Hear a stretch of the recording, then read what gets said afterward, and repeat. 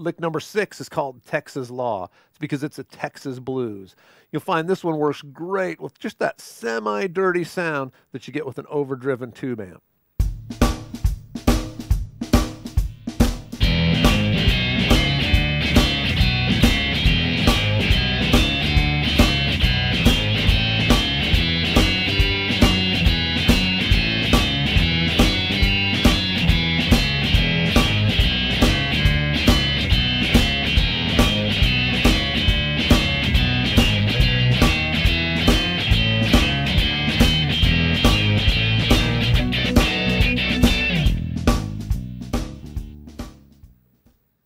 One of the most guitar-centric blues vibes we can have is really this Texas shuffle, we'd call it. Texas shuffle is really just sort of a name for a shuffle groove, really made popular most recently by Stevie Ray Vaughan. You know, guys were doing this kind of a feel way back in the early days of the blues, but Stevie Ray Vaughan tended to make it a little bit nastier sounding, used a little bit more ratty guitar sound, let strings ring out, a little more percussive type feel. And that's where this kind of feel comes from that we're doing on this song. This is a 12-bar song, so we can do this in the middle of a blues jam again as well.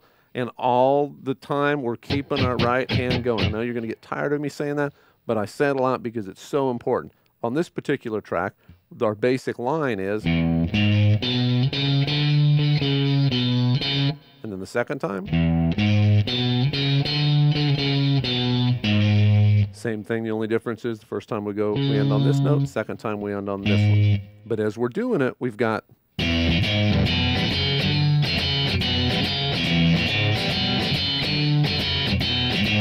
You know, the good thing about doing these bluesy shuffles like this in E is if we hit a couple open strings in there, it's going to work out fine, just adds to the nastiness. But we don't want it to go... That's a little too nasty, right? So what I'm doing is I'm muting the rest of my strings other than the ones I'm playing. Right there, I'm playing this one. The rest of them are all muted.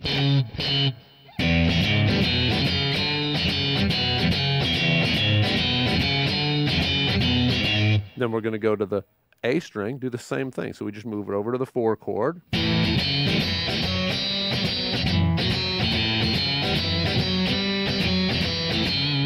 Okay? When we do the turnaround, we're going to go up to the 5 chord. We're going to go...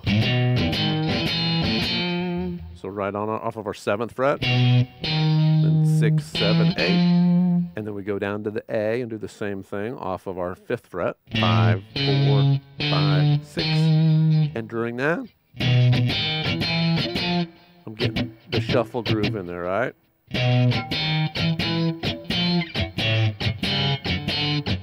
And then on my very last part of it, when I go to the turnaround,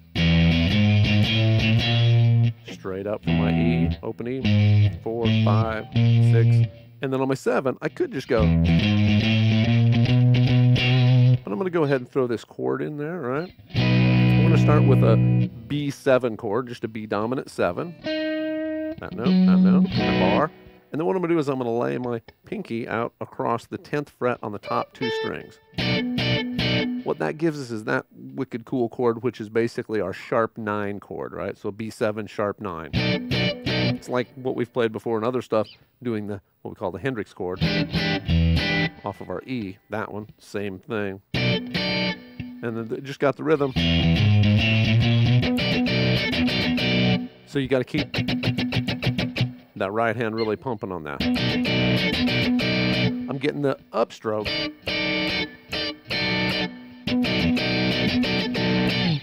And when you put that all together, great riff to play, very guitar-driven blues riff.